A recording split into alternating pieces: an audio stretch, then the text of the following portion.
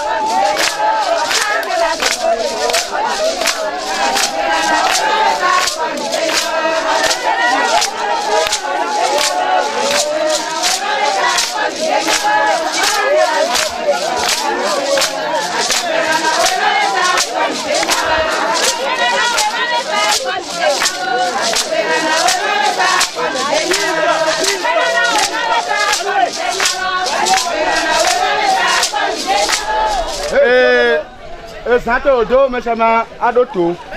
Inchi na tenwa na we no me to me pori awepa.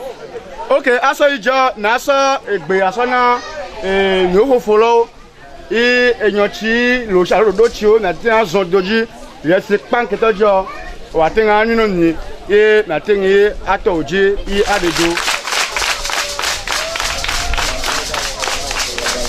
Katoma Katoma Katoma Oki Okako No, mi o so ke mi o ko ko le mi o jo foye le a mi o so le mi o da o le mi o fofo le eyan apena mi eke mo mi asiyen foye le vinyo cha foye le apena mi ke mi o ba dodo gameji mi de ko mi chingo de mi ko le ka mi ngbe ko na mi fe video ta le programme lo wa yi do ni ko de wa dan mi o programme lo wa yi do mi a continue mi le mi a we dogbe bo ko iso mi a give wu mo mi a continue mi no mi a si to kuku de me apena mi keke mi ozo tutuba no yo ti mi agbe mi no mi o ipo mi de kuku no mi gan ipo mo ni so mi do lava do mi bo ne mi tin gbe ya yen gaton bo ma u mo de ni mi o to e mo di de ba nyoro mi gbo pe mi ina mi ba do zame bo mi le mo di tan le mi no te po mi do image lo va no mi po eve mi o to cha mo mi le mi o no mi o da mi o fofo mi o no vi o da de keke ezado mi de va va do gamejo donc ya so ke mi ye dagbe ba jo mi o to nkan so a mi dagbe ba tingbe le mi no e chechi mi wa kwere o ma ha mi java we sane mi o no te po mi aha yi mi mo o enu oda wa da ti la mi no mi o mi anyo fun na le mi nke ngbo pe alo nkan so a Itaro we troche o midola no amasa midola o ehun o mo wiser o ko no hun nkan so a alo mi de ko no hun che ha ba no mi o je mo mi o apo ni iti bi ja wa e ja yin dodo po ha sigbe mo awu che to we wa ko hun ya na o mi ti bi ato wa ko hun enyo ti onu ole ha lo me o yasi mechi ocha wa ho mi ti wi ato awi to ocha amamu to ocha ahe janyin re voa nyumle ipo do mi o de kete owe gboko mi o fofo le ngbe gboko odo la ba do we tro savo kuro jajaro nwo inata o de timva mi se go me de mi o de ke apo inata mi je mo ti mi yo mi awe po mo dodo po ti mi ako me sha me ako hunde e so gaton ho matio mi amla hun mi na mi le no da cha mi anyamo eleji aron kan so a doka odilezi ele ne mi amla hun de mi anyamo eleji mi awa dodo polo no ne mi we ke bayo wise o mi yanwire mo katon meju o wise e wa gbogbo to lenu nkan so a ike mi o dada danika dada yenyi ndawa dagbe ye monica amoko de we ni ahan tingwe mo danika de tike se ale han nyo me mo danika po yo degbe yo loyin mo eriti alopedoga aha donc de kale mi aso so do godume ke ngbo pe ni enyo ti le se ale no mi ebo akọ ni kwasi pe gale ka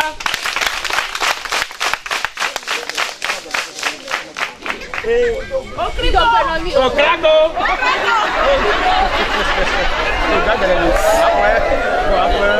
okay yo pero me chame yo so kekelo yo sawe yo tatawe yo pokowe yo so kekelo nyachu katome kengwa ho nyachu katome le ha nyano kengwa hati nyachu katome ro nike to aseko le nyano kengwa hati nyachu katome no mi de se yure mo sa Yo, ja tu katome. Volé wa londo bofa tu katome ba. Yang bete ba mi baba. Alors les Jidaga. Yawa de ka. L'union fait la force. Yo no Yo mo. awa de ka. Ni gbe do nyon le o. Ame vegan de mi be kare ça. Ya no santele jodu. Alors de ka le jile le sa. Ya go for the kare. So pe no to yo no mo yo ano de ka. Mama lo mo yo ano sante. Ohia mo ya no la me se chanke ngo hati nga tuju. La me se de here ba. Bolo me le do ate ha lo le ha. Bonyi na mi de nu e no. Kengo he ya no la me se mere. Mi wa ha mi ati nga wa ko. E mo sa. Bo we wa no se sidele na me se mere. Ni ha e wi je mo wa ma. Rama.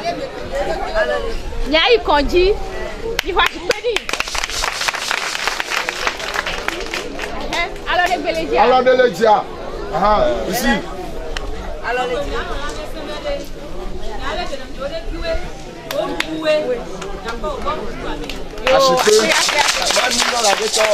E mo sa. Bo we wa no la me se mere. You wa inti o duko, you wa bo nyide, you wa lebe no we. No me de so no da ukoro to me suso dude ale do. Donc ni do la lebe no kiwe. Ale be no fini o chanile. Par exemple, ndada nous les filets et zianye ni le no to hu. Alors dada nous les filets quoi. Mais le sou ba ya do jiro ko no to hu lo. De nyo. Sigbe mo pompi cho wa no mi no to hu e o. Ambe asokwa alo npro ase ko pompi etu. Alo asokwa enye ni ko pompi etu. Che kushi le va no. Kafla oyo no dori kamo korela. Ye microbe yo ezro no yo. Ne nye mi ko de e developer no microbe ko microbe lo zro no. Ne microbe lo zro kwa de ni ko me java je. Ne gnya va ogbo kwa ali dada you na to mi nyenye e shikoti ene. Ndudo koti o mi ondudu yo. Ni do la lebe no mi ondudu e. Akpogbo ni mo nti mi da ko de enu a nkule nyide a sutu amanwe ya kro no nyide ke ngo ha da no we. Parce que nti hodume na me o. Degbe to no. Neva nyinu bada I hodume no wo. Evo. Won to pa. So mi o to mi o de ki ogbo. Mi o to belele no mi o de ki o. Safra. Yeni komo jani mo uzwa me o. Yeni komo awu. Ilo shi negbe ni komo so de kaye kuta. Alo die ke kuta. Eni kekeke. Anya u kekeke ko pa so do. Awura ko lo. Aso elu ko jan. Mi ko no be. Ti anda mi pasa. Ya na mo do pa to le ko we. Ale pasa mi do ko mi do la lebe no. Ni o wu toto we. Ni o ndugu. Ni o china. Do la lebe no no to play. Ebe ko lo ki ko pe mi anu la mese. Ya ti ka to me ju o. Ne me de lebe. Ele do nyamo ki fon gbe de na ha le. Mo wo so ko to da ka da le. Dókítà le.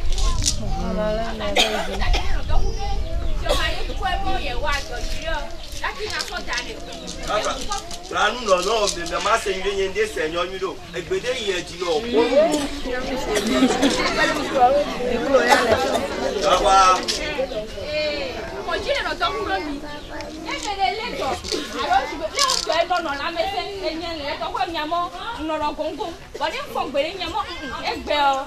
Afọtí sọ́kọ̀rọ̀ òyìnbó ìkúrò wa hàn án lékeleke ọ nàfẹ́ pọ̀ dókítà òsọ dókítà dàrẹ́ náà mi àró sọ́dọ̀ dókítà yìí èmi ò jùmọ̀ gan ó náà lè pọ̀ dókítà mọ́ ẹ̀wọ̀ àjọ yìí ọ òdàtí ń àtàṣà àwọn àjọ rẹ̀ nọ̀tọ̀ fún pásítọ̀ àgbẹ̀tọ̀gbẹ̀ ọ lẹ́yìn pọ́mọ́ ègún ìdáhìn wà dàdò donc métier de notre roi au pomme ya tinga pomme yugo ita lo so da mi to donc on est wa amele son lo jizereka aje si amosa o nche ha wa nde le na wo ni pe fa mo pri ken aso kwa ti de wa wo na fe pri agbanti chike amo ya so we dode ni akando me no yo na le no to ke la ba te roji che ba te roji wo ke mo pe ba dokita ko dokita cha wa to cha wa fo la lo il va dire nos batailles. Donc on est une ou à nous.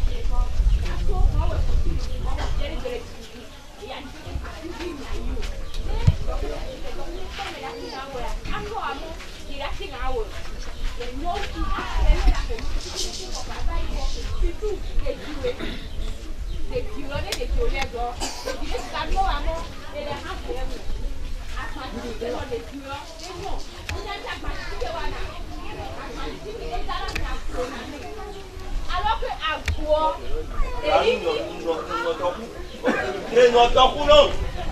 on voit ça, à Banditi que les talents à Konabe, à encore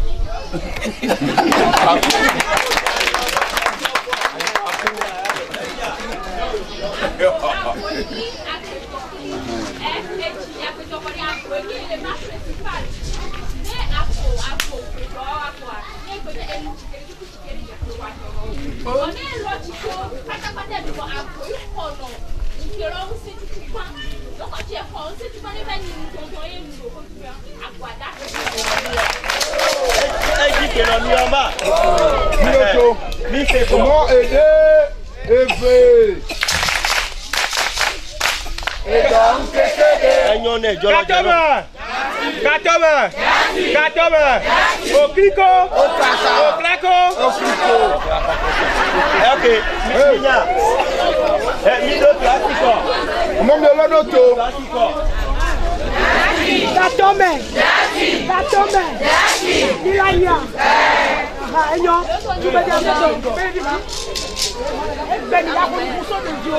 Les violents, à comment quoi il y a quoi comme.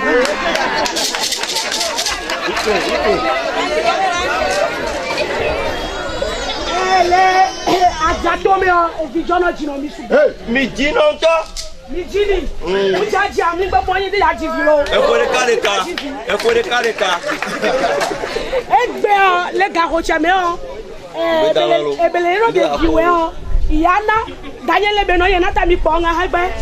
Yoko Daniel cannot sing. Yoko no ye cannot sing. Ne di kan sing ko do ale kan sing ko da lo de po mo vie da. Alo de se to no. Ne communication de le dakoro e dikoro e no do me o. De nyo. De vi que par exemple mi so deux school. Mi pe. Le auto adu no adoko de déjà de la du no adoko ha. Ba kwa te school anyanu. Bakwa teri jode me anya jolo nde sonyo loro si beje tinonyo nonyo ni wa loro dio misike de diketo si gbele hai awan dodo isoja wa ba le wo de do we si so de diketo wa le oju ni na wa le oju o no mike to me o ele keke gbogbodo lo me o mike to ti le dashi mo eseli tine wa vont des violons par l'autre des violons et d'autres droits high school et d'autres droits ne les doit de la qui conduit et d'autres droits na vous voulez nous à doigt ou ni et d'autres droits ne faut pas venir ni faut pas et d'autres droits de chimetier de la nous ko doit doigt a uchi a dogo di chano go pe ah lele bon mieux nous tout me o ayi alors c'est le nom de violon kaya. Never shiva do file kwa leka kona ton mo yeye che do ko to ko na so na su ake wa ti se baba ni ti se ho ni mo le kwa ti se ya o eno le judge no ni ti gbe won ko o no fini judge ni no o ba leta so ku na su blanco le su ku ni le kada ni se si wasi ba ni le wasi e da ba ni wasi abula isu ku ni le kada su ku ni le kada su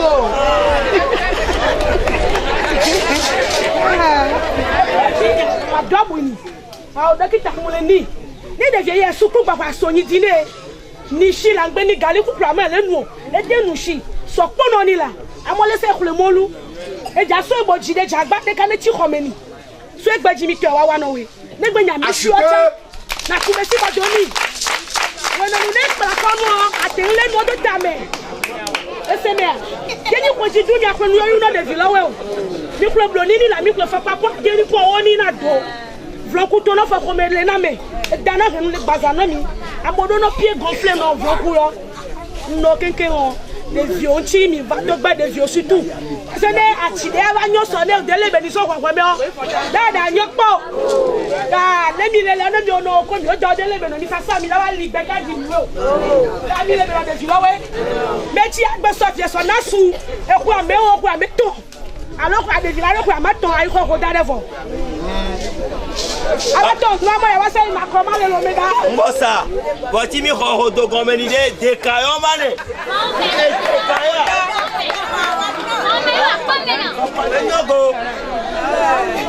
Il y a des gueulions.